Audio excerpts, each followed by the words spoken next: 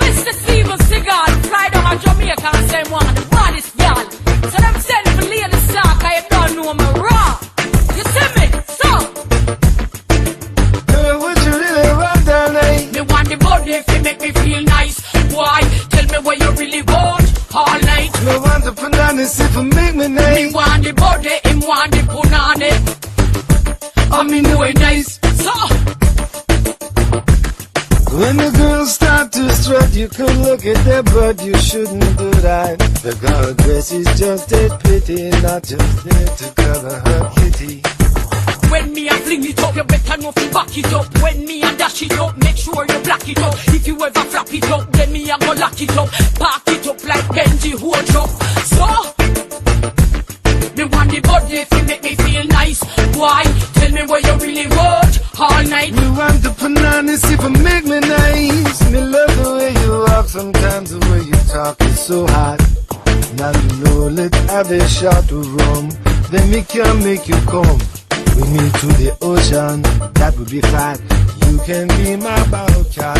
Nice ital breeze, bring you to your knees. We're jamming. Yo, this a gal and I blow me rather wind up slow. When me turn it around, you have to come tomorrow in case you never. Oh yeah, those are the sweet, sultry sounds of Steven Seagal and some woman Very- who probably didn't want to put her name on it. Lady Saw. Lady Saw. A very tasteful song. All about the, what was it again, Griff? It's called some. I can't remember quite the name of it. Something about like "Don't get in the way of me and my punani." Very tasteful. Punani is in the title. The lead into Yeah. it, I don't remember. But it's a big week because we're going back into one of the worst human beings to walk the earth.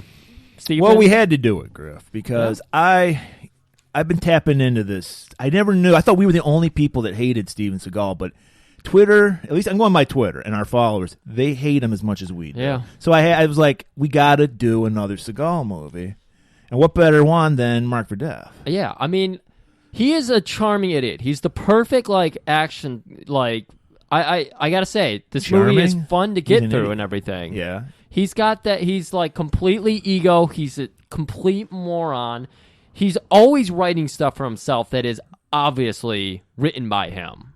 I mean, we talked about and we. Are you saying he wrote the line from Hard to Kill about, ooh, that big dick? Yeah, Like, yeah. I'm gonna go ahead and put on a record that he went ahead and put that in there himself. okay. So he's that level of arrogant. He's very self-centered when it comes to these That's movies. shocking because he's so spiritual. He's so spiritual. That's the other best part about Steven Seagal. He's telling people how spiritual he is all the time. All the time. And Does it totally make sense that he's like friends with Trump because they're both like the best at everything they do? well, dude, he's not just friends with Trump. He's friends with Putin, too. He's friends Well, I'm with... sure Putin's just like them. Exactly. I was going to say, he's friends with everybody who also sees himself in that completely... Yes, if you're a narcissistic dictator, Yeah. you're buddies with Steve. Yeah, you probably have one of the shirts that he donned in this, with a big puffy shirt, because he didn't wear anything form-fitting. It was a very, 90s was a very baggy time. It was. That's true. That's true. And he had a lot of like bulky windbreakers. Yeah, a lot of bulky windbreakers. I think he had a members only jacket one time. I think he did at the end. Yeah. He had 3 jackets on because he takes one off to give to somebody, and then they cut to him again, and he's got the members only on. It's like, wait, how many Well, you're not jackets? wearing my member. He's not a member. Oh my god, he had so many jackets. But And they were all tacky. That was amazing. I thought it was and fun. I read in an IMDb, because we're too lazy to do real research, so all our research is Research basically... departments all Yeah. they're so busy. Yeah, when we get paid, we'll start doing research. But the IMDb said he was very particular about his wardrobe. So that's probably his personal wardrobe. Wow, he chose to dress himself that way. Yes. Fucking fresh white Reeboks. He's like, you can see my big gut. Like, I need baggier, damn it, baggier. Well, the funny thing is, Hard to Kill came out in '90, same year this movie came Yeah. out. In Hard to Kill, he takes his shirt off a couple times in that. He wears like super baggy, like that. I don't remember what they call it, tank top that was top. super loose, and you could see like all the way down to his junk basically because it was that See baggy. Well, I think that's what happened was, first of all, because of the success of Hard to Kill, this movie got an extra $1 million in the budget. Ooh. But I think he saw himself in Hard to Kill and saw his weak, frail, doughy body, and he's like, I got to cover up. Oh, you know what? It's funny that he is cognitive of that But he didn't notice that. Well, I like to say he runs worse than our good friend Mr. No Legs. And there's a lot of running. You're right. This is like the peak of his arrogance. He's like, he thinks he can run. He does, and the movie opens with him running. Even though I heard this movie inspired Usain Bolt. I'm sure it did. Little hands flapping in front of him, like, what are you doing? Is that like runner speed? His whole approach to it, like, I imagine he does go. In his mind, he probably thought he figured out a better way to run. Like, it's if you flap, it's less wind resistance. You're slapping the wind away. I think he's humble enough to say, I realize I'm not the fastest man alive, but if they use my technique, they'd be 5 times faster. It's a very humble brag there. Very humble. He's kind of into the humble brag, just a little bit. Oh yeah, we'll get into that later. But yeah, there's a big humble brag later on. So we were also mentioning the fact that our villains are all Rastafarians. Yeah. And man. And we're just imagining, because Steven takes control of films. Like, I believe that he had some credit for directing in this, that just shows how ballsy he is. This is his 3rd movie, and he's just like, I'm taking over. Yeah. Like, he did not write, well, we said he wrote his own, we can tell there's lines he wrote, but he did not write the script, but he was going to take credit. He was going to pull a Cobra on us and take credit for it, and the guys went to court and sued him and got their rights to have their names put on, like, fucking screenplay. Good for them. Fuck's the answer call. But I'm sure, like, at that point, it was like, he was like, well, I'm going to throw a temper tantrum. We're already halfway through the film, so you're fucked. You're with me. So we got to do it my way. My way or the highway. There's no meet me halfway here. Meet me. It's Seagal's way. Yeah. So I can imagine Screwface, the ultimate villain in this, who you told me was actually a Rastafarian. Well, I don't know if he's a Rastafarian. He's a Jamaican. Oh, I'm sorry. Yeah. But can you just imagine Steven going up to him, throwing an arm around him, like, I noticed you threw in kind of your own thing there, and that's not how they speak. Yeah, I can totally see. That's not. It's more like, hey, man. Why don't you pass me that crack over there? This movie's about crack, so we're gonna talk about crack. It was a scourge of 1990. Yeah. It was hitting all the high schools. It was. I was in high school back then. It was hitting them hard everywhere. So it's gonna be fun. There's gonna be a lot of bad accents. We got a disclaimer. We can't do this without doing some bad Jamaican accents. So if that offends you, turn this shit off, because they're gonna be bad. I don't even think half of them are going to sound like yours is going to be Chicago. You already tried to do one and it was Irish as fuck. Oh, fuck you. No, it was. I also want to point out, we're going to be doing this episode blindfolded because we're all about jumping on trends, and that's apparently the new thing to do, Griff. Yeah, you got to bird box that shit. Yeah, and, we got to be up on what people are into. It's hilarious, isn't it? You're laughing already? I'm laughing. So, we're bird boxing it. Anything else? No, I can't. I got to get into this movie. So, Griff, let's just cut to the chase and get marked for death.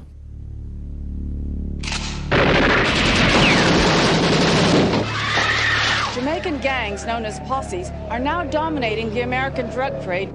In Above the Law, he got tough. Who's that?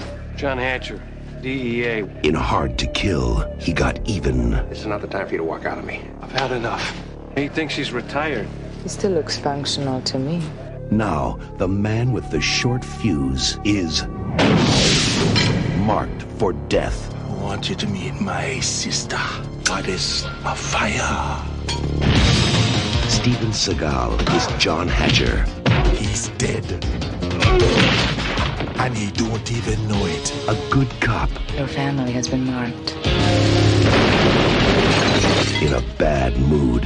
Said he'd kill us both. I don't think he's gonna get the chance. What are you planning to do? I'm gonna take out the posse.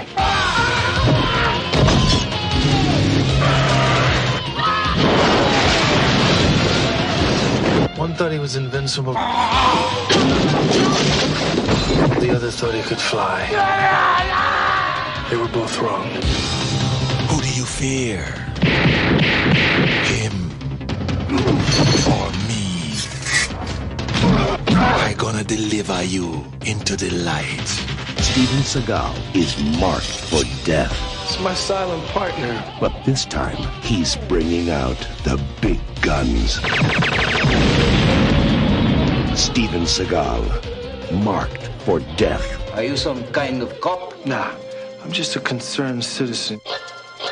All right, well, back. Pretty great trailer. I actually watched this one a little while ago. It was pretty cool. They were doing like the red background, just like the cover with him, just silhouetted over the red background, just doing some sword moves. By the way, he does not know how to work a sword. Well, he's no Shokazugi, that's for damn sure. And it's very apparent in the end fight. But does he know how to fight? I don't even know if he knows how to do that. He knows how to push people over. He definitely knows how to push people over and like just flip them by the arm and stuff. Yeah, that's about it. I will say, he's a horrible, deplorable person, but his Nang Chen ponytail was fucking tight, dude. It was on point. Yeah, it was sleek. It was shiny. It was probably the best Nang Chen I've seen ever. This was clearly him at the top of the Nang Chen mountain. Yeah. Because it really was. Like, he hadn't quite lost all of the top, the front of his hair yet. So no, he definitely had hair plugs by now. No, he did. I'm saying it didn't look completely fake like it looks now. Like, yeah. You were saying like something about the chocolate donut look. No, that was his goatee. His goatee looks like a chocolate donut. It's got the shape of chocolate. His hair looks like Dracula. It looks like a plastic Dracula wig. It's just so weird looking. Like, it feels like you can knock on it. It's like, who is he fooling? This is how arrogant he is. Who's he fooling? Like, you can clearly see in his first movie, he's balding. It's all thin, and now he's got he'd never had a widow's peak, and now it's got this point on it, like a Dracula wig. Why did he offer the widow's peak? Clearly, he filled it in, but why is he like? Is that like a little fuck you to everybody? It's like Gene Simmons, where he draws the widow peak on his makeup. That's kind of the same thing. Does he? Yeah. Well, Gene Simmons wears a wig too.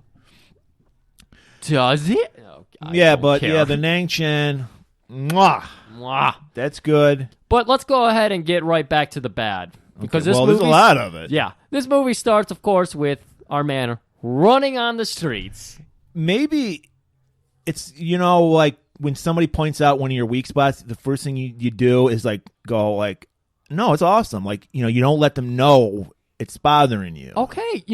Jonah Hill just did a thing like, hey, I used to be bullied by kids who used to do jujitsu, so I was always afraid of doing jujitsu, and now I'm doing it because, it's cool. And he's like, hey, everyone made fun of my running, but you know what? Fuck them. I'm a movie star. I'm going to run. You think he's holding us all hostage so we can feel bigger? Yeah. Yeah, I think it's all about Seagal. Oh, it definitely. This is a good. We just solved the case. So we start out. He's running. You're right, kinda, and he's chasing our boy Danny Trejo. A couple times, it's clearly a stunt double, but chasing down Danny Trejo, a very young, fit. Danny Trejo was looking good back then. Yeah. And so we're like, what's going on? He just puts you right in the action from the jump. It just Steven Seagal, marked for death, him running. And of course I love, and his partner Chico, also chasing Danny. And he pulled the fucking ninja move, dude, with the move where he's behind, and then all of a sudden he gets in front of Danny Trejo. He's got a map in his brain, and he somehow finds a shortcut. Were they like in Mexico? They're somewhere like south of the border. Yes, they were. I think. You know what? I'm just gonna say Colombia because he's a DEA agent. His name's John Hatcher, and that's why I'm saying Colombia connection again. I think he was working. No, because Chuck took care of that shit by now. That was '93. Oh, okay. He was. Well, then how could Chuck do it? Seagal would have figured it out and fixed it. Seagal didn't figure it out because Seagal had personal things to come home to. You're right, he got burnt out. He got disillusioned. Exactly. So he was going to, but he, after his partner in 2 minutes, Chico, maybe dies, he was like, I'm done with this. Yeah.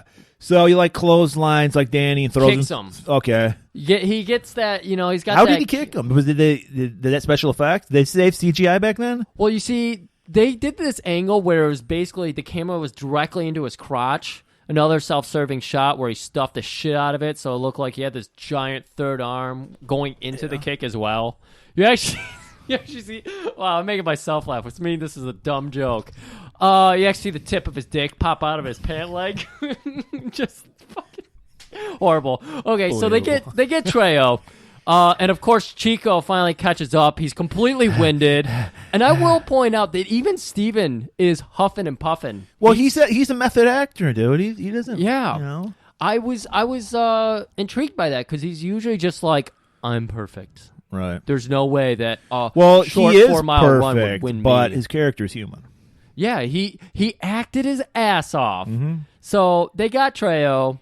They have him over the car. They're fucking just using some really intense interrogation tactics right there in the streets. Yeah, what happened was they had him held hostage, Danny Trejo, and he escaped because they're trying to. I don't know why they had him hostage. I think they were trying to turn him into a rat. Okay. They were trying to get info out of him. And so, because they're undercover DEA agents, so they're posing as drug dealers. But, so you're probably getting information about the cartel through Danny Trejo. So, he's bitching out Chico. It's like, why'd you let him kill? Of course, it's always Chico's fault. This starts a weird trend for this movie because he's slapping his partner, who he claims to love. He's just slapping him in the face and shit. Well, it's I don't know what's the phrase. Hard love. I don't like. It could be hard love. He treats everybody in this movie like they're his little brother, and he's steering them clear of drugs and alcohol. He's teaching everybody life. Everybody. And so then he throws a rag in Danny's mouth, gets some duct tape around it, and throws him in the trunk. In the trunk. They're on the streets in the middle of the day. Well, this happens if you listen to our president, this happens every day in Mexico. This is a good point. So they're like, whatever. I mean, Danny Trejo was just in the grocery store trying to buy groceries with his ID, like a normal, everyday citizen. No, he wasn't. He was at McDonald's. With the Clemson Tigers. Yeah. So they topical. Get him. And of course, Chico's like, well, what are we going to do now? And he's like, I got a crazy idea. And he's just like... Well, Chico's like, it's blown. Our cover's blown. It's over. And he's just like, no, we're going to go through with the meeting. Yeah, he's like, anything like that would be insane. And Seagal pulls out his great line in there. Has anyone ever accused me of being sane? Ooh, Jesus Christ. I've heard a lot of people accuse him of being... I want to point out that... Griff watched the regular version. The version and this is my fault. Of course, we watch everything on Laserdisc, and we have a huge vault underneath Griff's hovel. Yes. We spent all the money on. You think we'd spend the money on fixing your house up, Griff? But no. We spent it all on our climate control, very secret tomb. Yeah, and we have 12, 13 versions of. What's this movie called? March for Laserdisc. I was explaining to Griff. Every Steven Seagal movie is just 3 words put together, and then death is one of them. So it's like, marked for death, hard to kill, above the law. So, Justice of death. Marked for death, and I picked the European release, which it was just a shortened version because they cut out all the super gratuitous violence. Yeah. So that's the version I watched. Griff watched the regular version. Yeah, I watched both of them because after you told me about it, I was like, fuck, there's a difference. So, but I just wanted to point that out for our buddy Sean Pigeon who listens because the nudity was still in the movie. That's why I was like, what are you talking about? All the nudity's in here. Because when I grew up, it was like, violence is great. Watch violence. But boobs? No, don't watch boobs. You might get some ideas or something. I don't know what that was preventing. But right, so we were watching the UK Laserdisc, and... but I did see the boobs. So we're at a strip club / whorehouse / drug deal meeting place. Every establishment in this movie, was working triple time because everything was like a bar / drug warehouse / boutique, flower shop, whatever, sex shop, yeah. And so then we meet this guy who factors into nothing. He's just another DEA agent. There's so many characters whose only role is to serve as not fan service, but self-serving to Steven. And to crush a bug. I don't know what that was about. There's There's a close-up scene of him crushing a cockroach. I think it was just to show that they were in this gross place. Yeah, I think you're right. Steven Seagal was living a life he didn't want to live. He's trying to give his character depth, which I don't get why. And so this guy whose only job is to suck up to Steven's like, Salazar's in back. And that's it. You never see this guy for the rest of the movie. Yeah. And so Chico and Hatcher, this is Seagal's character's name, they go back, and they go to the meeting, and they think everything's cool, because Salazar's cool. He's like, you got the stuff, man? And he's like, yeah, well, where's the money? And then Seagal pulls out this Kinji case, and he's like, I got half. Because he's playing the role of a drug dealer. You wouldn't just give drugs, this guy. So he's like, a real drug dealer would only give half. Yeah. And he's like, we want it all. Well, you get half. After the deal, we'll get the rest. He's pulling out his the complete art of the deal arsenal on this guy. Totally, dude. I mean, it works for drug deals too. Dude, he's like, I'll give you half, and I want a wall. Oof, border wall. And we have to shut down this whorehouse. I don't care. We're gonna furlough these whores in a heartbeat. They got to still work. They're just not getting paid. That's what. And so Salazar goes, "Oh, really? Well, my buddy Danny Trejo has something else to say about that." Ooh. Yes, people. They found Danny Trejo. For some reason, there's Trejo sense was tingling, and they knew that he was in the trunk, so they busted him out of the trunk. And he's like, "Yeah, those are the dudes that throw me through a fence." And so then Seagal's like, "I guess I got to kill people." Yeah.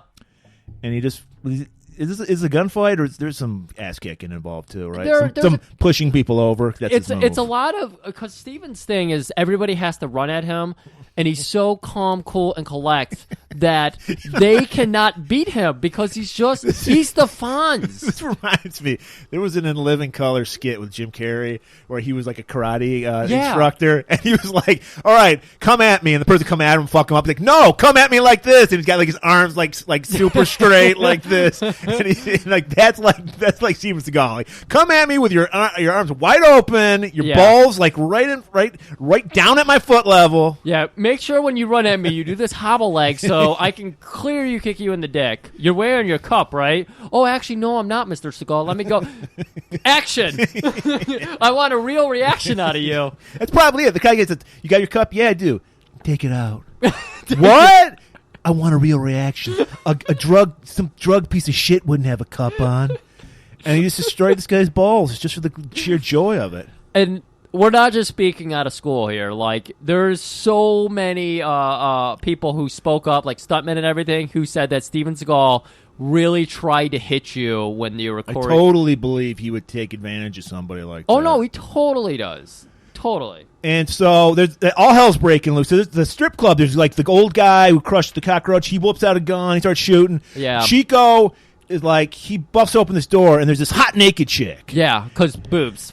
And of course, this is Chico. He's not used to seeing naked women because Steven Seagal gets all the naked women. Exactly. Chico is like, you know, the little fish that like follows the shark around, that takes little scraps that come on. I would say he even feeds off the shark. Like, he's one of those. He picks the teeth. Exactly. So he's not used to seeing a beautiful naked woman. Steven Seagal would have shot her immediately.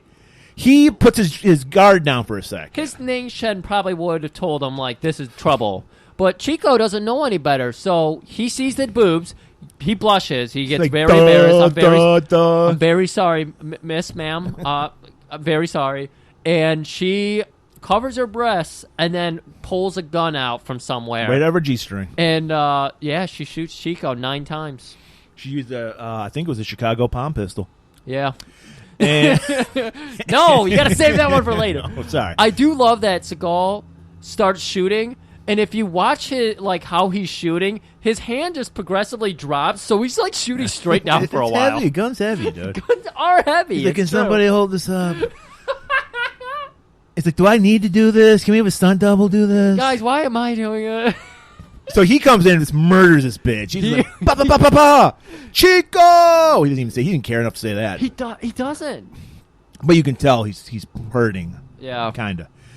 And so, do we just cut back to Chicago, right? Like, yeah, he just mission failure. Boom. Everyone's dead, so it's kind of good. Yeah, kind of bad. He's just lost Chico. He's like turning in the, or no, he doesn't turn in the badge and all that yet. He just goes straight to the church. Straight to the church, and he goes right into confession. And he's like, Father, forgive me. I've murdered people. I've lied. I've cheated. I've raped. I've never raped. Everyone wants to have sex with me, but I've done a lot of bad things in the name of justice. Please give me absolution. Hey, John, there. I hear that you're having some trouble, but you know you're talking about getting fucked, and the Bulls are getting fucked by the Pistons. These bad boys just don't. Better fucking believe they're getting fucked.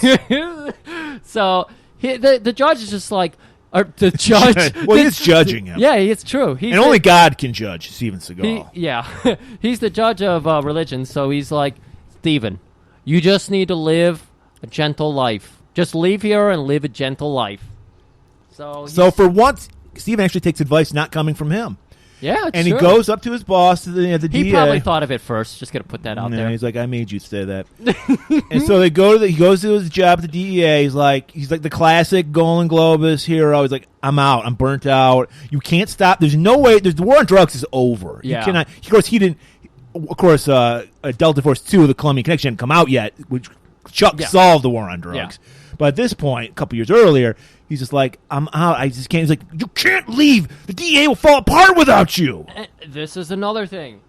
The I need yous in a Steven Seagal movie are ridiculous. Everybody needs him. Like, we're used to our action stars being like the universe, but especially so for Steven. So this is already the third time we've had a character who's like, I need you. And he's like, sorry, I'm out. I'm retired. I'm going to go hang out with my family. Fuck off. So he goes, I think he goes to Chicago. That's where he's from, even though there's palm trees. It's clearly L.A. Yeah. But it's Chicago for some reason. And he's hanging out. First he shows up at his sister's place. Yes. And her daughter opens the door. And Griff, we got a lot of horror movie fans who are listening to us. I want to point out. This did look familiar. She's Danielle Harris. She was in a lot of the Halloween sequels. Oh, okay. She was a child in some, and she was an adult in some of them. Yes, I knew I recognized her. So she's just like, hey, who are you? You know. First of all, she just straight opens the door.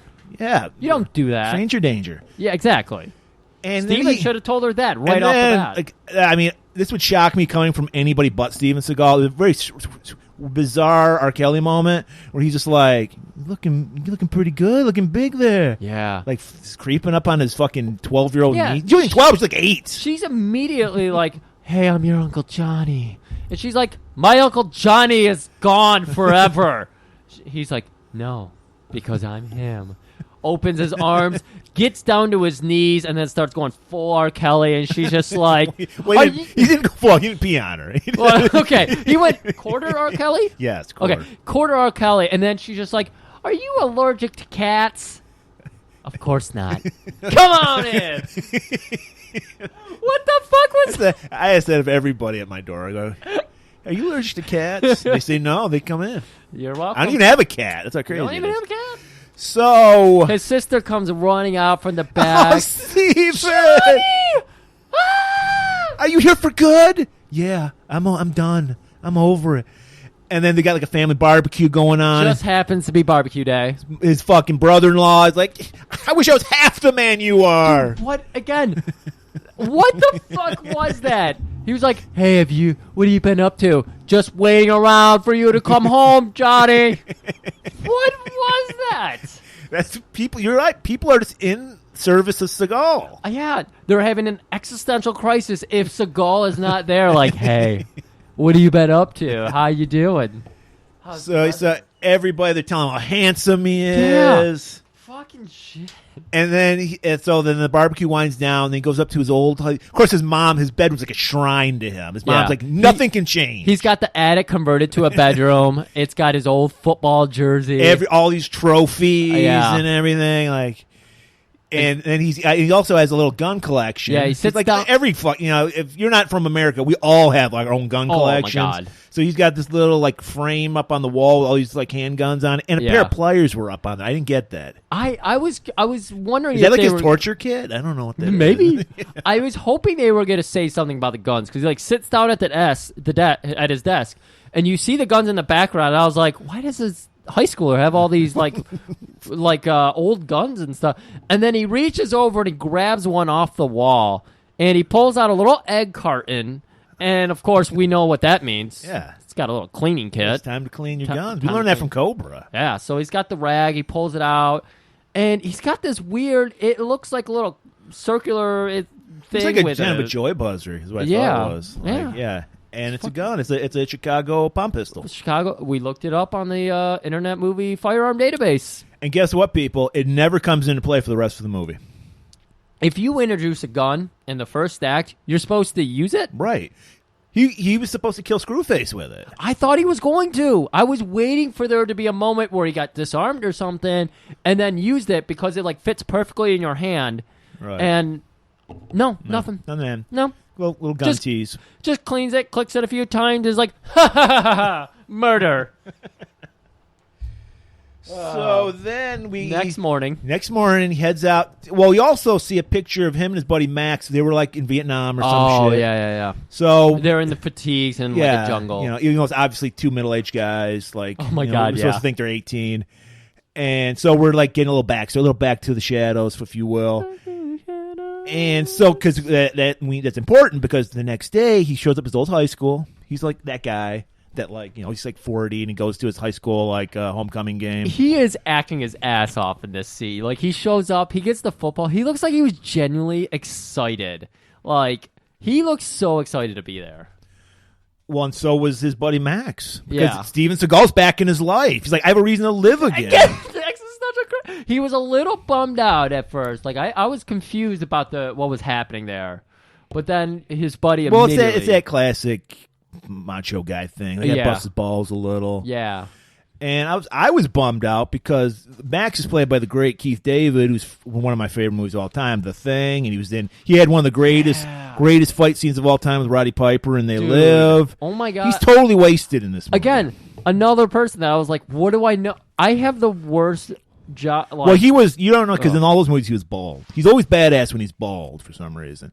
This one, he had some hair. Did he? I just remember him with hats on all the time. He had a little kind of afro. Okay. And he's just like, oh my God, John, you're back. Are you going to save the city? And he's just like, no, I'm out. I'm done, man. I'm just here to see the football. Can you teach these guys how to play? I have no idea what I'm doing. I want to point out that you watch a couple plays, the practice plays, and Max tells the kid, like, come on, you're tackling 10 yards out of shit. The kid he tells it to is on offense for the last play. So who the fuck is he supposed to tackle 10 yards out? That's why he needs John to come back and tell him. He's clearly out of his depth. He doesn't know. So while we're watching football. Right. We get a little scene. We finally get introduced to our villains, the Rasta villains. And they're selling some weed to this high school kid. It's like, oh, you like that, man? This kid's like, wow, this is great. This is really great. He's doing like the fucking Reefer Madness thing. He's like freaking out. Just. And he's like, well, try this, man. Some crack. Pulls out. Sorry, this is going to be the whole fucking episode. I'm going to do this. But he pulls out the crack, and then they start just like smoking crack right out there outside the high school. Yeah, at first, like, so there's like a girl who's just like, no, that's gross. Crack is whack. Crack is whack. And they're like, would you like to do a line off my knee here? And yeah, give me that. I mean, I guess it is fancier, but yes, whatever. It is. So the other girl with like the nice crimped hair, she's like, I'm fucking cool. Let me hit that shit. Peer pressure, man. That's where it starts. She takes one hit. She's like, this shit's great. Immediately addicted. Yeah, she's like, I feel great. And they're just like, hey, you should feel happy. It reminded me of the Crackdown, Death Wish 4, where Paul Kersey's girlfriend's daughter smoked crack once and died. Yes. But the dangers of crack, people. You know, crack is whack. It's funny because we have a family in this, and they're going to be kind of playing the same role. Yeah, so then we cut back. We see Max. He's aware of what's going on, and he's just pissed off. He's like, see this shit, man? Leave it alone, man. I never noticed when I'm doing it, Seagal and Trump sound really the same. They do. They have that same talk like this. Yeah. And he's like, it's no use. You're never going to stop it. Yeah. And he's like, God damn it. My goddamn nephew got shot in a crack house last week. Was it shot? I thought he OD'd. I don't know. I think he OD'd. He's not important. He's not. Oh, no, it was a football player on the team OD'd. Okay. And so he's like, leave it alone, brother. And like, you're right. John, you're always right. And then they just end the scene. So there's that little bit of exposition here where we see like the Rastas. We get kind of inside of the Rasta gang. We see their warehouse, like that their hideout. Right. Like this. I guess he was Colombian. He was some kind of like Latin guy. Like, yeah. At first, I thought they were going to be the Italian mob, but this guy was definitely some Hispanic kind of guy. Yeah. And he's meeting up with this is where we meet our villain, Screwface.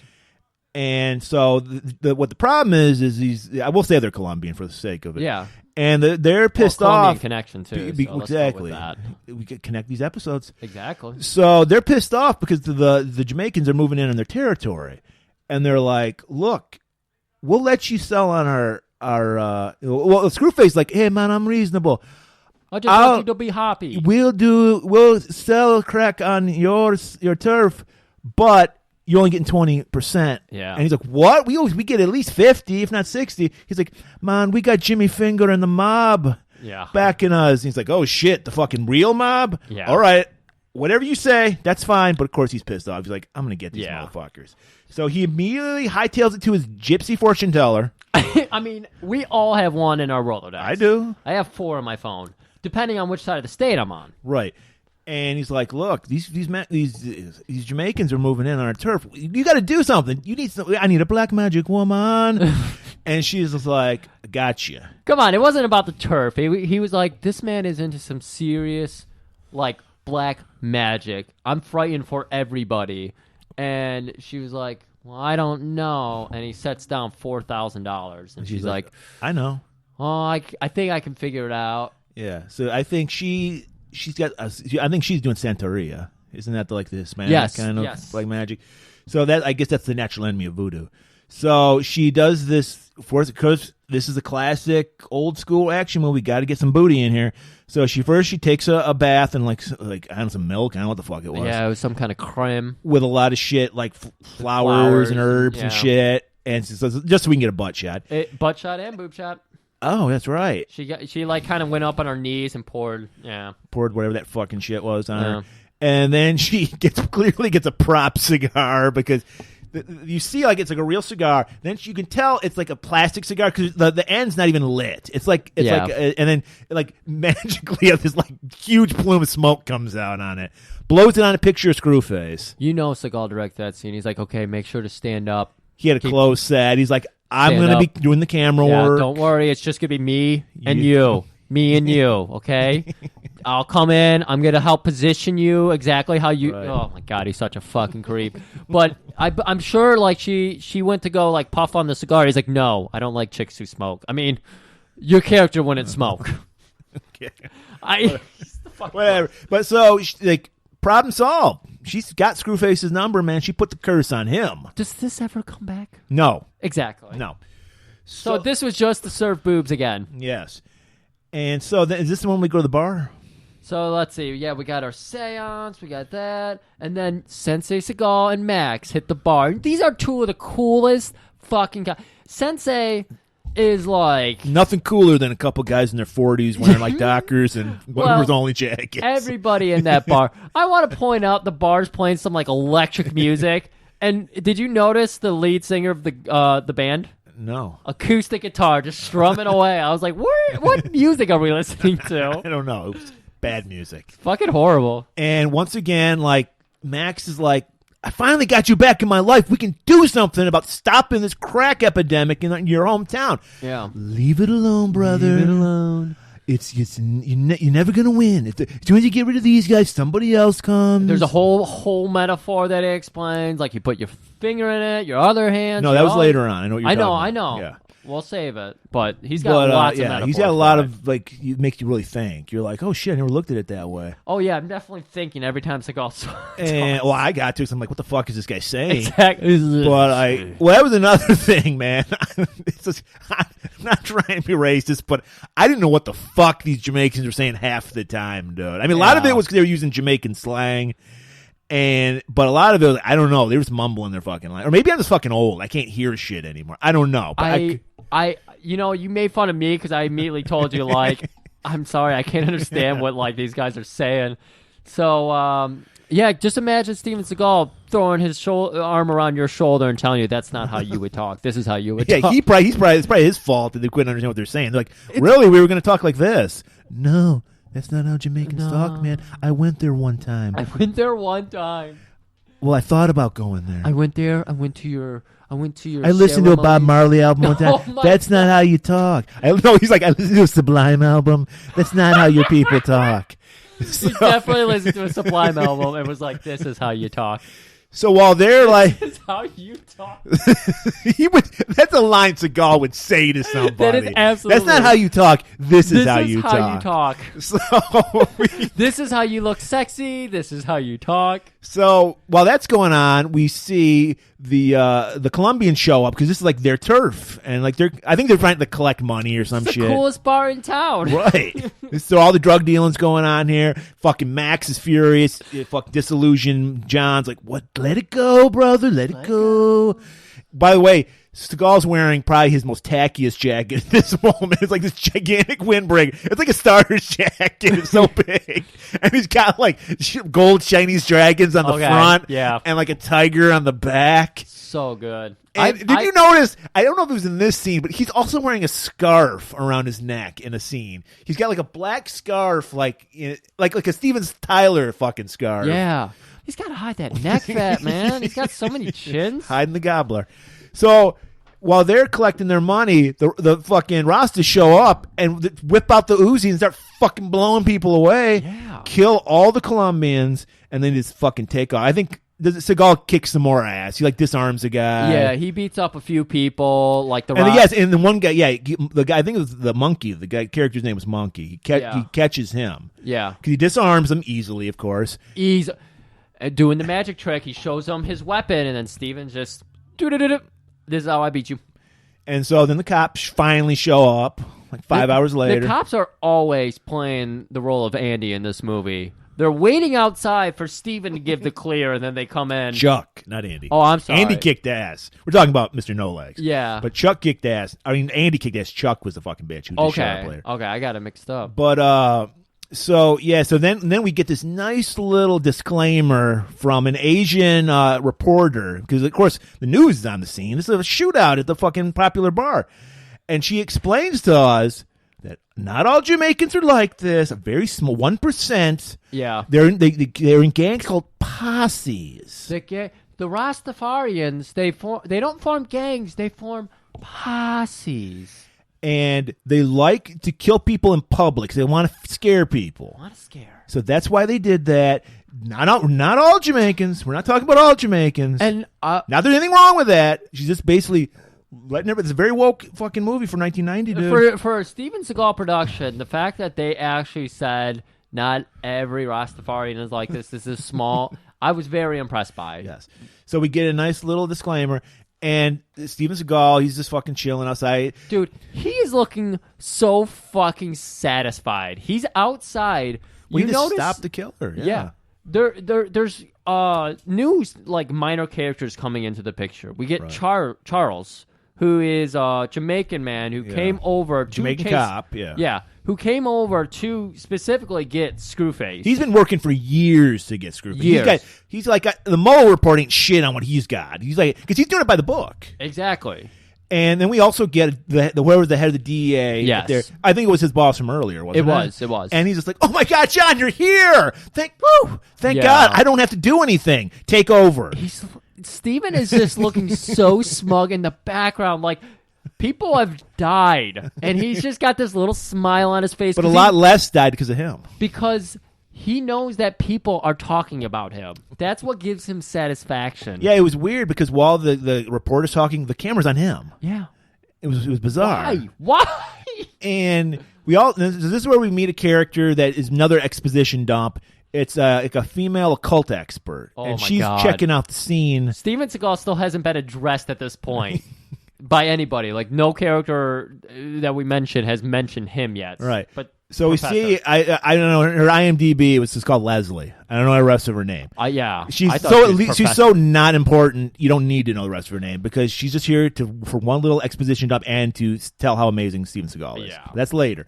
So right now, because of course, like all great villains, they leave clues behind. It's like the Riddler.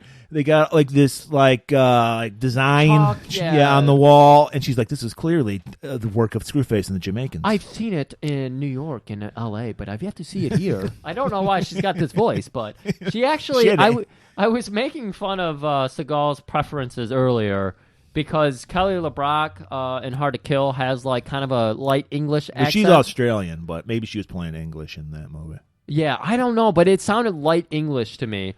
And then the professor, Leslie here, she's kind of got like that same accent going. Well, because as you know, Griff, English people are just. You have an English accent, you're smarter. You're automatically smarter. She's got glasses on. Right. She's got glass hair in a bun. And she's got it all. She's got it so all. we're like, I believe everything this woman tells me. So she's like explaining everything to Charles, who's been working this case forever and didn't seem to really get this. Yeah, she's fucking white splaining to him. Yeah. Like, this is a Jamaican thing.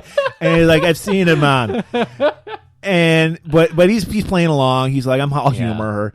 And then she like out of the corner of her eye, she sees Seagal, and she's like, just smiling in the background. She's like, what the fuck is that? Like, she totally forgot about her job. And the DEA like lead is just like, oh, that's John Hatcher. He's out of commission. Flicks his cigarette, and she's like, he doesn't look out of commission to me.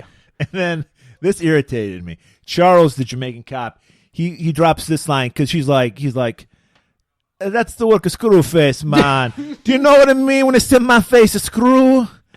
I pray you never find out, man. I was like, fuck you. I want to know why it's called Screwface. And I still don't know. Anyone, can they tell me what Screwface means? I'm too lazy to look it up. We did learn about one Jamaican word because we heard blood clot, and we found out it was something different. Bumba clots. Oh, boy. Which means cunt, apparently. Hey, if you wait, let me hear it. Oh, boy. Hey, our English listeners are like, big deal. Who cares? But so, yes, he looks functional to her. So that's what I'm looking for in a mate. Looks functional. So we cut back to our man Screwface. He felt the power of that gypsy woman earlier. So he's doing a reverse counter spell. Was it her that he was doing the sacrifice on? Because he has a woman on a pool table. You know what? It might have been her. Okay.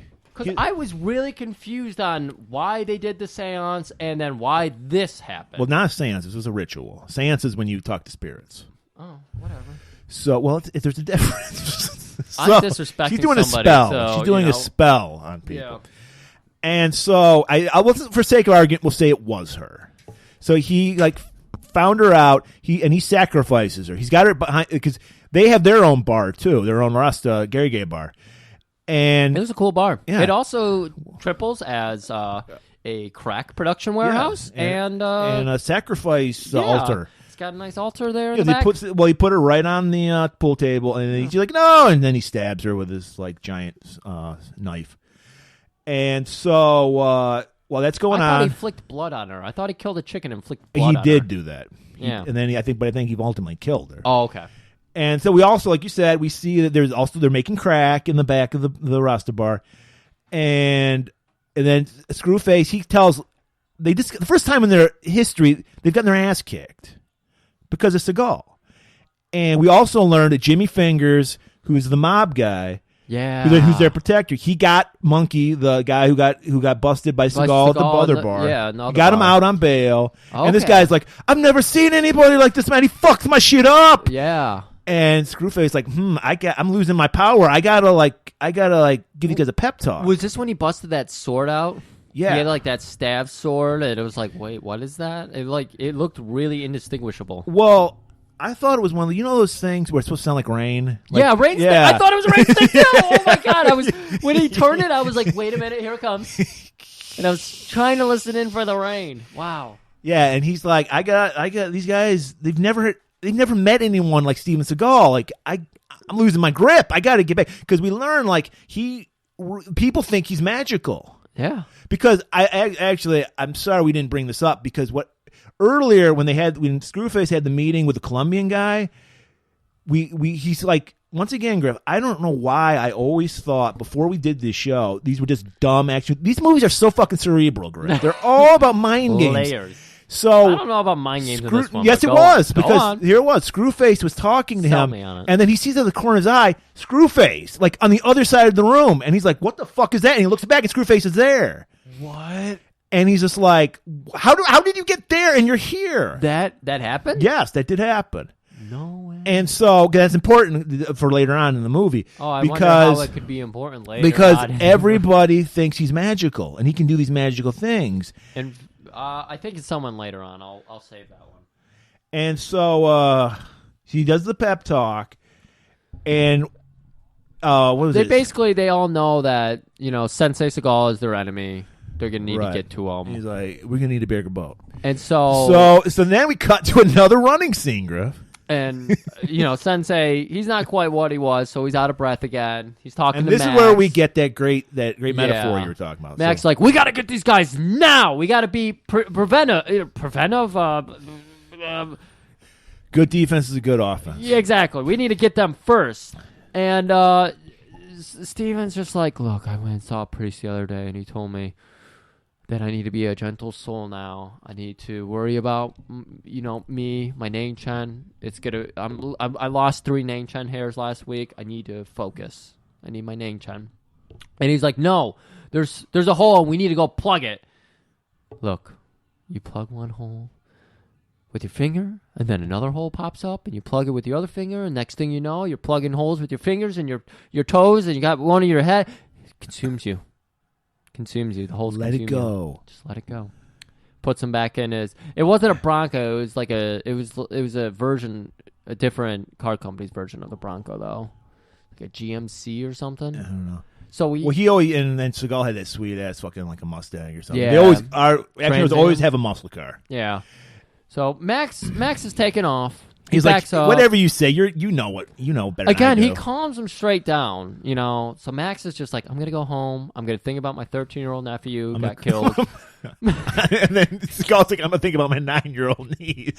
I'm going to go inside and tussle my 9-year-old niece. And I'm going to clean my guns.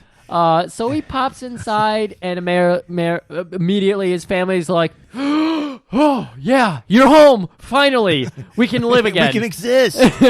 And, well, and they can't. Yeah. Because the Russes are driving around the corner. Get a drive-by. Oh, my God. And they just fuck him. And he's like, get down! And he's like running super slow, but it's not slow motion. It's just him running. And he knocks his sister down, but unfortunately, because the niece was so excited to see him, she's like running out in the room, like, no! And she gets shot in the head. Yeah. Which I just saw her get shot in the fucking arm, like the shoulder, like everybody gets shot in the movie. But later she's shot in the head. Yeah. So we cuts to the cuts to the hospital. And she's got the fucking bandage, right? It's like she's in a coma. I don't know, whatever. Sensei's trying to kind of like calm the mood. He's doing a bunch of Jerry Seinfeld jokes like, what's the deal with this food? And everybody is just like, not the time. No, they're kind of. I thought they were kind of soothed. You thought they were into it? Well, it's Seagal. Like anybody, if I said that, people would slap me and go, "Shut the fuck up." The doctor was digging it. Well, the doctor. The sister was in the back, upset. First of all, how dare a doctor think he knows more than Seagal does? Because he's like, she's touch and go. She's got swelling. The cliche shit, swelling on the brain. We don't know. Yeah. And Seagal grabs him because he feels a little guilty because it is basically all his fault that she got shot. Yeah. But so he's got a little guilt. He scrolls down a couple of notes on a little piece of pad of paper, and he's like, go down to that ancient Chinese store down the street, get him these needles, these balms, and you apply them in these hourly and this fashion, and she'll be right as rain. But then he grabs her and goes, you treat her like she's the president of the United States. And he's like, we treat all our you treat her like the president of the United States. It's the one time he raised his voice in this movie. And then he immediately goes chill. That's how amazing he is. He goes over to back over to comfort his sister. And finally, somebody despises him because she's just like, this is your fucking fault, Johnny. Do not touch me. It's kind of your fault. I kind of blame myself, but it's halfway your fault, Johnny. And he's like, you're right. I feel... do I feel guilt? I don't know if I can feel guilt. I don't know what this feeling is. So I'm going to go murder somebody. Yeah, I need to get rid of this feeling. I got to kill somebody. So he calls up Max, like, Max, fine, okay, I'll help you kill people. He's like, yes! Because he's been sitting by the phone staring at it, waiting for fucking Seagal to call him. Everything in his house is completely still. The clocks do not move. TV is on, but it's paused. So... Max and him are gonna go hit the streets, and they already the streets. They already have a lead. Of course they do. That fucking Jimmy Fingers, that fucker. Jimmy, they know for some reason this guy's a made man. He's like fucking rich, but he always fucks whores in like those cheap ass crack house. The completely seedy crack house. Yeah. So he's got 2 broads in the hotel room with him. Sensei. He's just rocking kicks the door. fucking samurai cop banana hammock with the wife beater. I just want to say, if anyone's looking at a little glimpse into the GGT case, boom, he had a couple of the pieces rocking there. Did he? Yeah. Did he have Couple. a brunch long? Was it brunch long? That out was there? a brunch long. Oh shit! You could I kind of see- feel now. I'm kind of pissed off at Seagal for fucking that perfect night up. Yeah. It's a night for loving. That is, and he had 2 women there, and you know what? The GGT case has more than enough to go. Last time I checked, it was Magnificent Seven. Yeah. Of course, we're talking about the Death Wish 3 episode. Highly underrated. So he just busts in. Max just stands outside. He's like, take care of it, buddy. I don't want to see another pair of boobs. And he's like, bitches, leave. He rips off fucking the guy from RoboCop. And then he starts slapping fucking Jimmy Fingers. Jimmy, you know who I am? I'm a made man, motherfucker. Made man. This is already the 3rd time that he's just gone up to another human and just started slapping him in the face. He did it to his friend, he did it to his niece, and now he's doing it to an enemy. Well, at least Jimmy Fingers deserved it. Jimmy did deserve it. Yeah, so he was dehumanizing him. And then, I'm belittling going to him. set you up, Griff. So he's like, I'm a made man. I'm a fucking made man. Yeah. And then what does Seagal do? As he is saying, I'm a made man, he pulls that gun out. So, of course, Skull beats him to the draw. Of course. And goes, God made men. Horrible fucking line. It's almost as good as, I'm going to take you to the bank. The blood bank. That one's better. Again? God, at least that's a joke. No, that one is fun. That one is way more fun. But it's definitely another line written by Seagal. Yes, and he was just like, brilliance. Like, he recorded that, and he was like, guys, I just made that one up.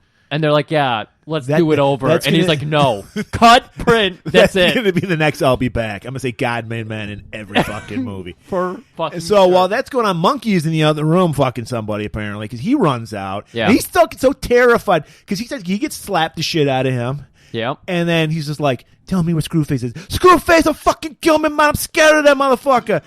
You better tell me. And like Monkey is, I think he's more scared of Seagal than he's a Screwface because he just jumps out the fucking window. I loved it. Seagal doesn't even throw him out. He jumps out. He's so terrified of Seagal. Yeah.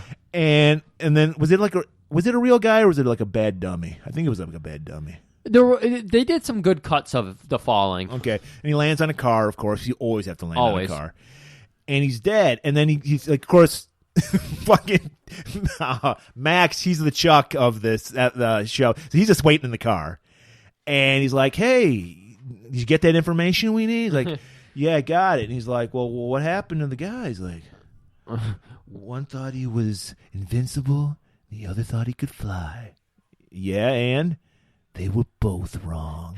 Yes! You just nailed that fucking line. So Max did pull a Chuck there, though. He waited in the car. And then the cops finally show up like 2 hours later. And they're like, the DA guy's there. He's like, this was the most reckless fucking thing. And he's like, this was done by a pro. Yeah. This guy was just shot in the head and a guy thrown out a window. Only a pro could do something like this. It's got Hatcher's fingerprints all over it. What could he... I mean, maybe when they saw like all the fingerprints that were like left across the guy's face because he slapped him 14 times, both of them, maybe that. Because I don't know anything. He did say literally fingerprints. He might have literally meant fingerprints because he always slaps people. Would a pro leave fingerprints? I don't think so. Yeah, that's a good point. But he's just like, maybe they interviewed the two prostitutes that were in there, and he slapped them on the ass on the way out because we do know he's really. Excuse me, ma'am. I need to dust your ass. Yeah, there's some greasy ass fingerprints on your ass. Well, I mean, these herbs, they're only used in a Nangshan ponytail. This has to be John Hatcher. And he's kind of relieved. He's like, fuck, I don't have to do any work. I'm just going to let them loose and do what they want. Because the cops never interfere with what these guys are doing. And these guys are just going crazy.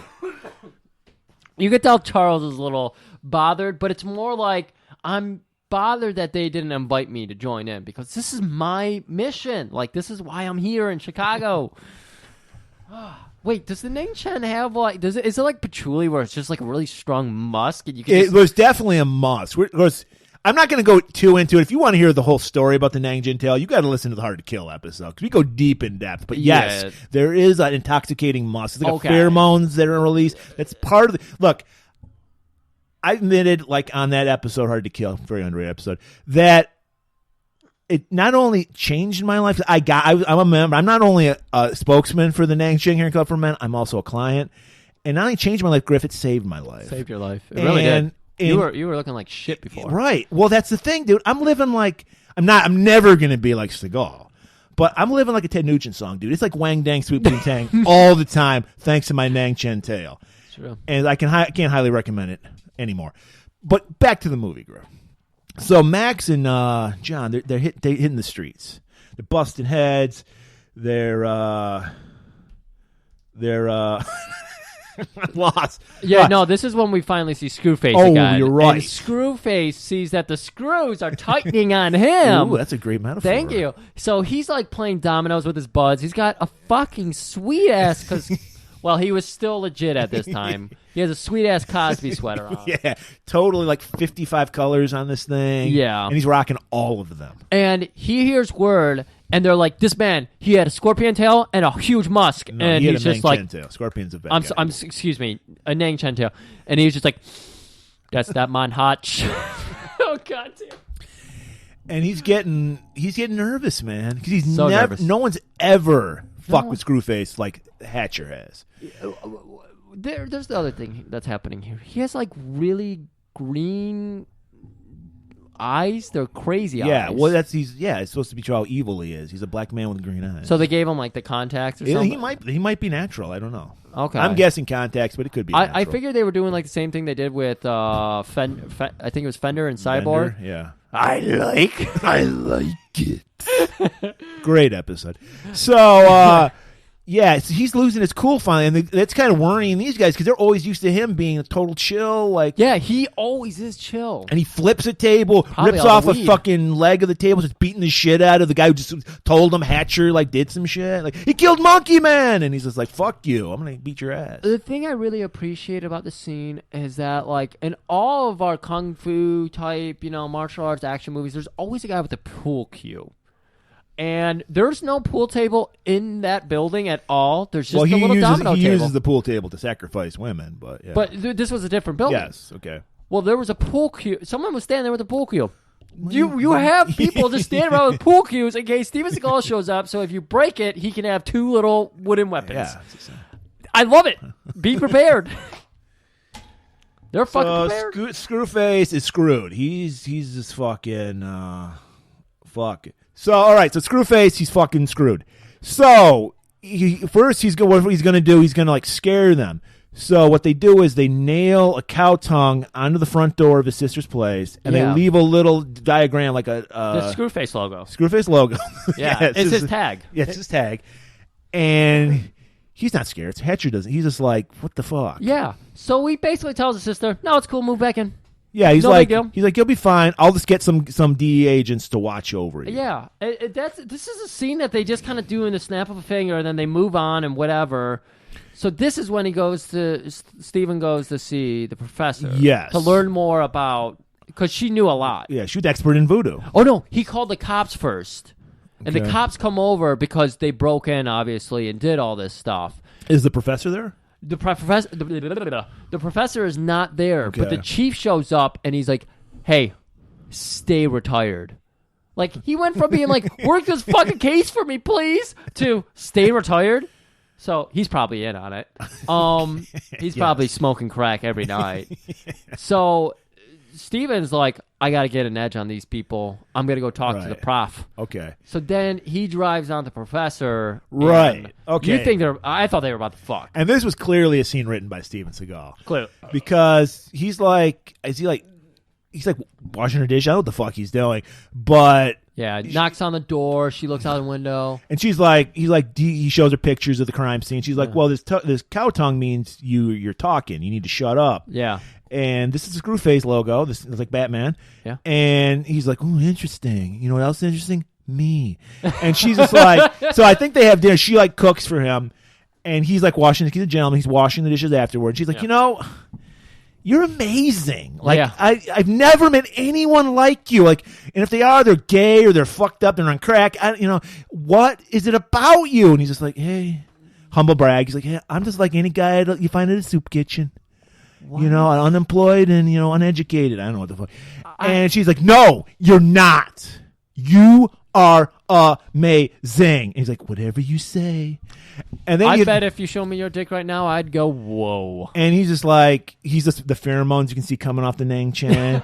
She's just getting aroused. She's just rubbing herself. The birth of CGI right there. And he's just like, no, that was real. Oh, that's real. Okay. And he's like, before we fuck, I gotta call my sister. Yeah, I know it's a cock block move, but the kid's in the fucking hospital. I think he had a temper himself. I think he was getting a little too excited because he's like, wow, she's really into me. He was sweaty. That's for sure. I don't know if that was just being Steven Seagal or sex. Right. So this is where he calls up the sister, and she's just like, oh my god, I just got home from the hospital. I'm exhausted. Mom's there watching the kid, and he's like, hey, is Joey out there still in the car? And she's like, let me go check.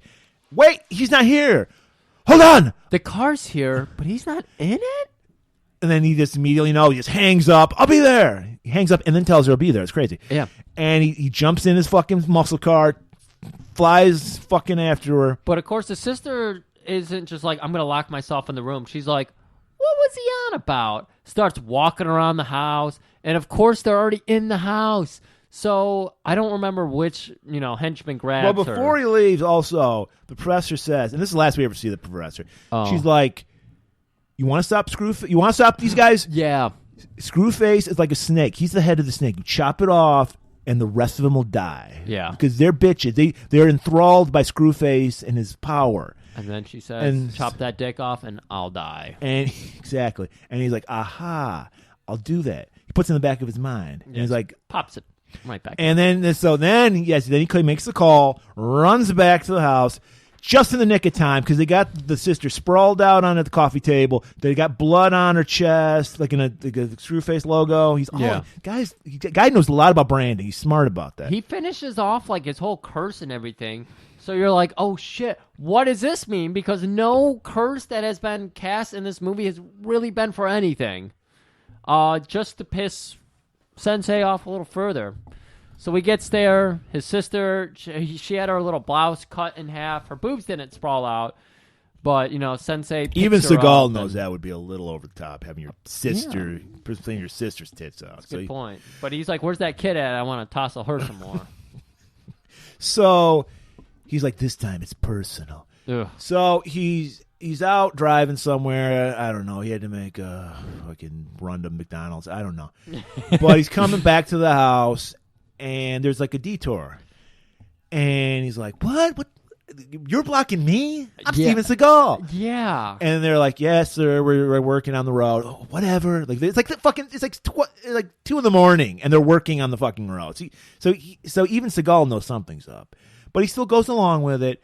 And he's driving, and he gets pinned in between. There's like a fucking dump truck behind him, and there's like, what are those things called? It's not excavator. a back. It's an excavator? I don't know.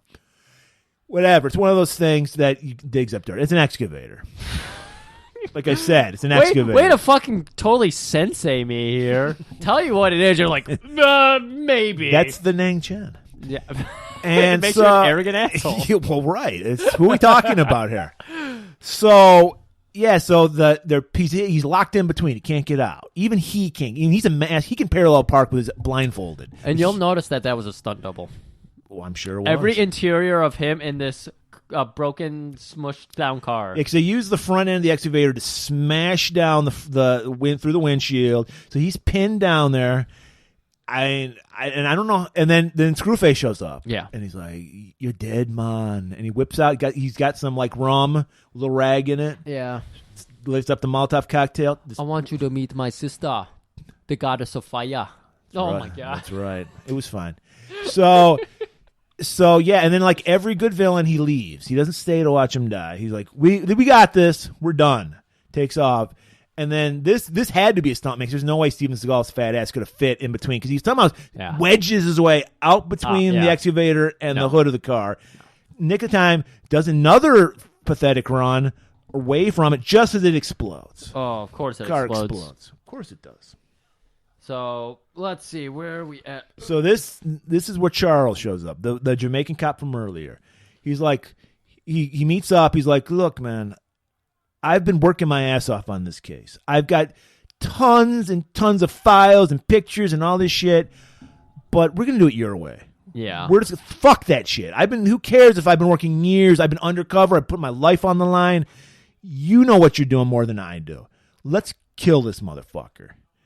And he's like, let's do it, man. And he's like, well, Screwface fucked over at Jamaica. He's gone. We got to go to Jamaica. And Seagal's like, hey, I'm down with it. Before we do that, we got to get some guns. Yeah. Is this where we get into our montage? We get 2 montages. But the first one is the gearing up montage. Before that, though, this was another scene that just shows how amazing Steven Seagal is. They buy these guns, these illegal guns off this guy. It's somebody that Hatcher knows. He's like, because after they buy him, he's like, hey, man, you still clean? You know, he's like, 3 months sober, got my 3-month chip right here. And he's like, good for you, man. Good for you. And then we get the fucking gearing up, making our weapons scene. Yeah. Because I don't know why, but just to show how badass Steven is, they got to make their own bullets. Yeah. Only like a true badass. Well, they don't just make bullets; they make silencers. I'm pretty sure that they make everything. So why were they buying guns? Because they're making everything. Oh wow! I thought they just made the silencers. No, they were like, well, he modified the gun. And, okay. And every fucking Charles and Max are amazed. They're just sitting there with like awe in their face, like. Because he's just like, look at this. I invented this. Look at this gun. This gun is absolutely silent. Of course, if you ever watch the Mythbusters episode, there's no such thing as a totally silent. It muffles the sound, but it's not silent. It pretty much follows the logic of clean coal, where it's just like, no, it still pretty much fucks everything up. Like, it's loud as shit. But we just put a friendlier tag on it. But this is not. It's like, dip, dip, dip, dip, dip. Exactly. You would be like, did a mouse just fart? What was that? And we learned how powerful the gun is because Steven just happens to have a side of beef just hanging up in the room. I mean, well, if you're going to be making guns all day, you're going to get really fucking hungry. So you buy a side of beef, you box on it a little bit. I think he's ripping off Rocky here. He's showing he's more badass than Rocky. I think so. Because he's got a side of beef up, or Red Brown, because we learned in Captain America, he also he murdered somebody between some slabs of beef. That was fucking brutal. So he's like, check underrated episode, despite what you fucking I fucking say. hate that episode. I hate you on that episode. Personally, not what you did. You were fine what you did, but I wanted to punch you. So anyway, we go back. God, that nation's really getting into your brain now. No, that was nothing to do with the nation. All right. So he's got like, look at how I reinvented the silencer, and he's just destroying this side of beef, but you can't hear anything. And of course, since it's like, well, it's technically a 90s movie, came out in 90, but it's an 80s movie because he's got the fucking laser scope on it. Dude, I thought the 90s was the benchmark for the scope. I thought it was the 90s when they started doing the scope all the time. Well, no, because Schwarzenegger was the first with Terminator, and then everybody copied him after that. Oh, okay.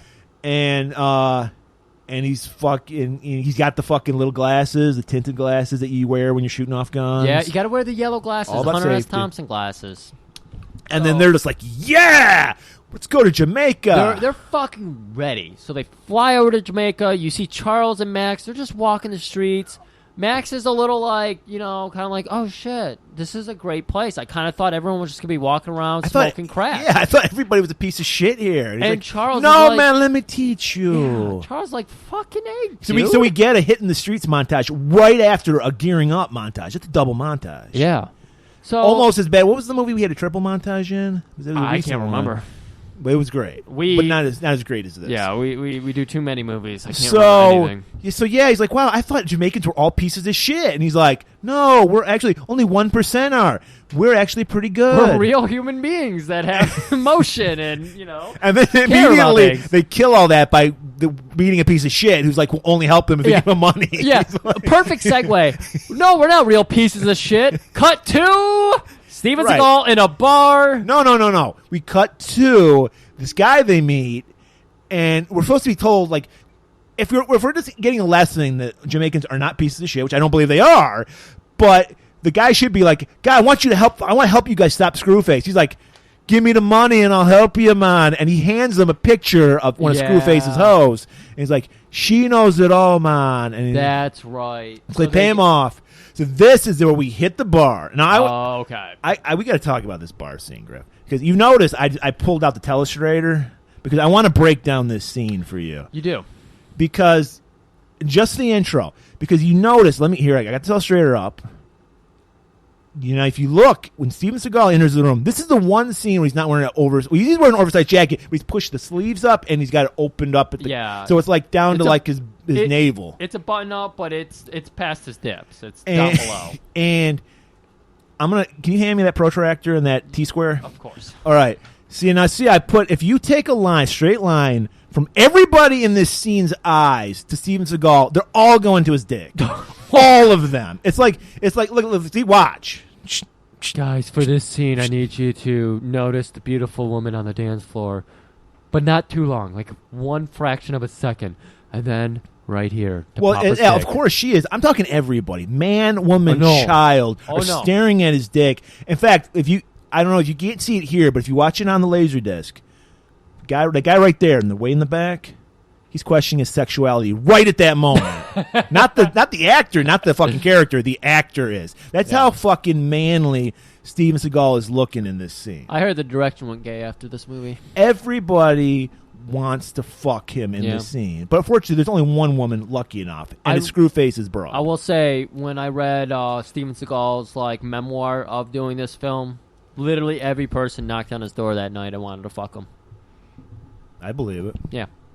So we got a beautiful woman on the dance floor. Yeah, and she's just she's like really grinding it out, but by herself, like feeling herself up and everything. Well, she's doing like a mating dance for him. Yeah. No one else is even close to touching her. Like, no one can come. Well, they're all staring at Seagal's dick at this time. It's a good point. But she's the only one who... They're all mesmerized. Yeah, she's the only one who can break that ice. So she finally, does a nice little, sexual maneuver over to her. It's something that Captain Kirk would have a woman do to him. Yeah, like a green woman would do that. Yeah, yeah. And he's like, first we talk, then we'll fuck. Yeah. So he's like, let me know everything about Screwface. And she's like, I don't know nothing, man. All I know is Screwface, he have 2 head and 4 eyes, man. That's the secret to his magic. Ooh, that's weird. And it's like, woo, what does that mean? What does that mean? What is? I can't figure this out. It Well, reminds me of a movie I once saw called Double Impact with John Claude, where he had a twin. But I don't know why. I don't know what that has to do with our movie. Yeah. Let's go. Let's move on. And I guess she also told him the compound he lives on, because we cut to the compound, Screwface land. I gotta tell you, this compound fucking sucked. It was pretty go weak. There. Yeah. I want to go there. It was nothing compared to fucking Coda's from last week's Delta Force 2 compound. Now that was sweet. That was a good compound. But this gas chamber and all. Yeah, Screwface, no gas chamber. And so first, of course, we can never let anybody like Charles or Max have any kind of moment in the spotlight in this movie. No. So you figure at least let fucking Max be like a Vietnam sniper expert. No. Seagal is. You could build up either character to have a specialty, but no. Literally, Seagal does everything. So he's got the gun that he invented, that he made. Yes. And he's just picking off the guards. And then he's like, you guys stay back, I'll go take care of everything. Yeah. And then he does that military hand signal because he so bad wants to be a badass. So he signals to them, they spread out. He goes and plants a bomb on a building way outside somewhere. And then there's clearly a scene where it's the stunt double again, because there's no way Seagal has the arm strength to actually climb down a wall. Yep. He's just climb down. And then it's the classic move where the guy comes down out of screenshot and then he pops up. Yeah. And then he's just he puts on his infrared goggles because he's got it all planned out. I love the goggles. Yeah. That was a good. And then does he he must take out the lights, right? Because that's why he has the infrared goggles. The building he blew up. Because he lands down. So he doesn't even let Charles and Max do that. No, that's him. That's me. Okay. When they're divvying out, jobs for the mission, they're like, "Hey, man, you forgot to give us jobs. Your job's to watch me and be amazed." Yeah, really. He's like, "Well, why don't you watch my 6? And if you notice, clit fall out of my ammo pack." my fanny pack. Just be quiet. He's like, your job's to learn. Whoa. And then... Yes. And yes, right there. And then, so he just wipes out the entire place because he's got his fucking goggles on, so he can see. No one else can. No one else can. And then we have the final battle, or is it the final battle with Screwface? Pretty sure it's the final battle. And so Screwface, does he whip out a samurai sword here? Yeah, well, I mean, we walk into the room, and Screwface has a whole fucking, like, voodoo ritual set up for Sensei himself. Or is it an altar in dedication to Steven Seagal? God damn it might be in dedication to him. Yeah. So, yeah, he immediately pops up, and he's got a sword, and he does the magic trick thing with it. He shows him the sword, he, like... cuts a ribbon down just to show you how sharp it is. You know, got to bring pulls up out a hair and slices the hair. Exactly. Yeah. Show you how sharp it is and everything. And cuts a fucking beer can like a Ginsu knife. So then we zoom back out to see the two of them. You're like, how's Sensei going to beat this guy? That sword is so fucking sharp.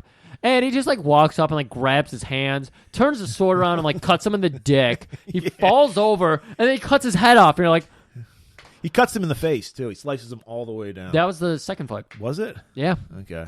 So let's not go ahead and talk about that fight yet. So he dick kicks him and chops his head off. Yep. And, yeah, time to go back to America. Back to Chicago. So you know, you brought up a good point. Yeah, I always do. Steve, whoa. You got about a 30% clip. Fucking piece of shit. Go on. So you brought up earlier, they're going back from Jamaica. They're flying commercial. They're flying commercial. They're not in a private jet. No, they're not. They're definitely not on a private jet. They have a man's head and an arsenal of weapons that I'm guessing even these because you modified them would be illegal by definition. You can't modify weapons legally. So how are they getting all this cargo on a plane to go back to the old U.S. of A? I don't know, but they do it. Pre-9/11, They're on. man. You know why? They're flying in international waters at the time. There you go. Just like the whole trip is international waters. They get a hang glider and they hang glide into America. Yeah, they parachute. They didn't see that part. They parachute out as soon as they hit Florida. And then that's a long parachute to get over to Chicago. They paraglide.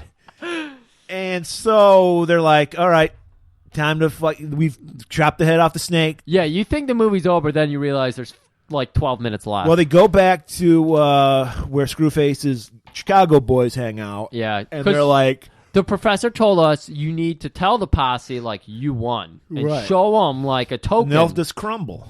Yeah. Without Screwface is their god. And they've never met a real god in Steven Seagal. So they show up. I think this is where Steven Seagal let somebody else do something. It is. They got a duffel bag. And he's like... You guys gonna get the fuck out? And they're like, fuck you. Who? He's like, oh, I guess I'm going to show you. Charles. Yeah. So Charles opens a duffel bag, does a Clash of the Titans, pulls out the fucking head. Nobody turns to stone, but they're scared stiff as stone. Yeah. They're all a little shaken, and they're like, how do we know it's real? And, you know, just as they're really questioning things, and Steven's trying to be like, of course it's fucking real. And I think he even had that sword that he was using. He had the Rainmaker, you're right. Yeah, yeah. That is stick. what it's called, the Rainmaker. And so he's like, I fucking did He's like, it. listen to this.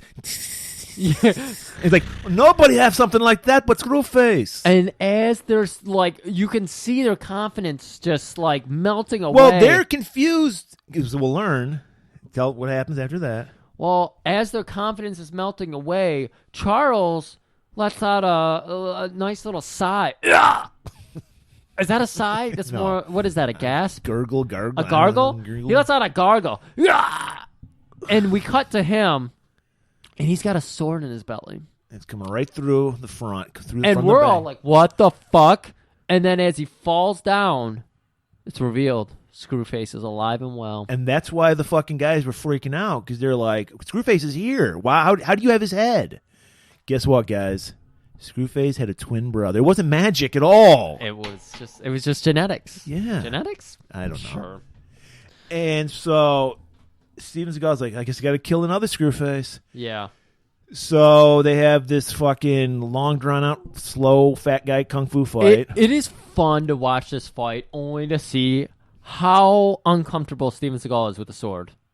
because all of it. And how uncomfortable he is being seen getting beat up because the stuntman is only the before they up. even get into like the main sword fight, like they're just fisticuffs going at it, and there's a point where Screwface gets him and starts slamming his head against a wall. Only it isn't Stephen himself. Well, he's also slamming his head against a bar, and it's not. You can definitely tell it's a stuntman because they go right along the bar, and he's like slamming Stephen down. They're not slamming. They're slamming the stuntman down because you can tell because he's got a Fong-Chan. Yeah. Fong-Chan.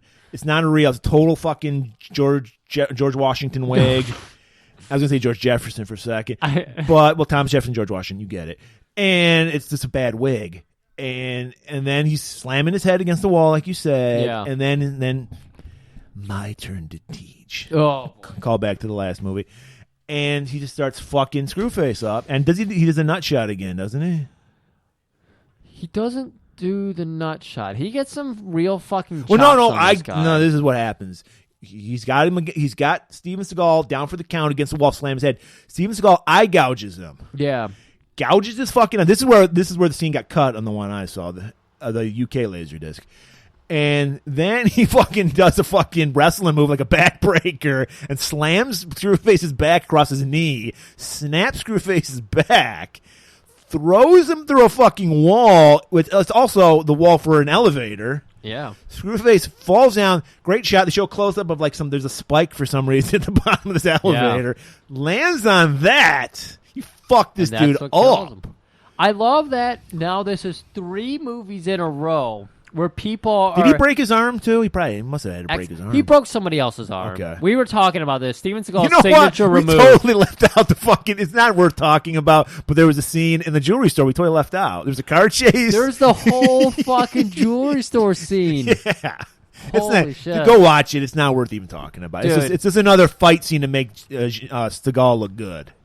Okay, let's go ahead and do this. We'll wrap this up real quick because he has killed the second Screwface now. He's been impaled 3 weeks in a row with someone just being impaled by an object that just happened to be there.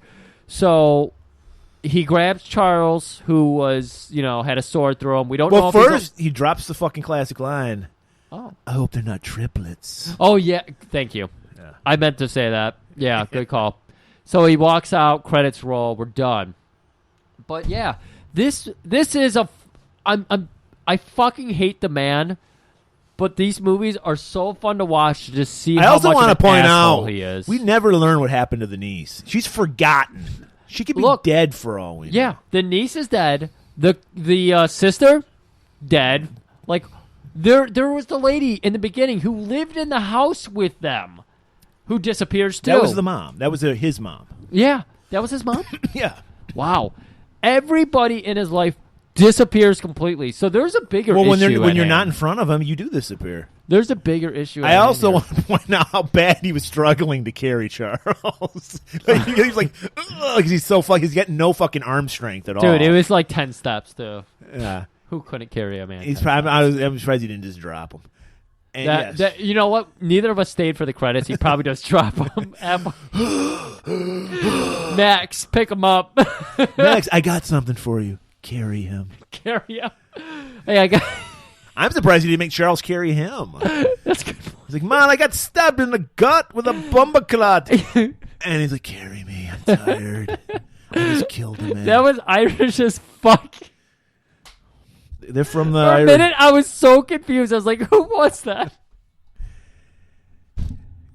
Okay. Oh, stop accent shaming me. I'm going to accent...